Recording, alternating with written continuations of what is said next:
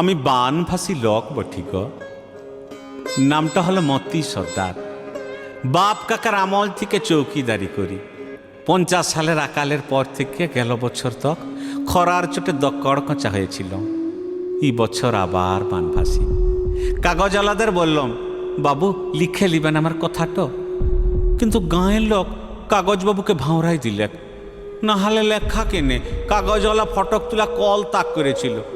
লোকে বললেন, ও আর কথা নিয়ে আপনার কুচু হবে নাই, ও বুড়া পাগল বটে, পাগলে কি না বলে। ই বাসা, আমি পাগল হলাম কিসে? কই আমি তো পাগল লই, ভালো করে ভাইলে দেখুন।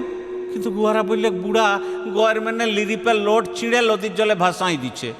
জড়ো হাত করে বলি, হাইগা ওদের কথা ধরবেন নাই। হেই দেখুন, আমি মতি সর্দার ঠিকই আছি।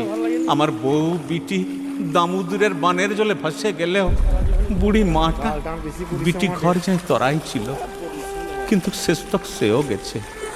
বাবুরা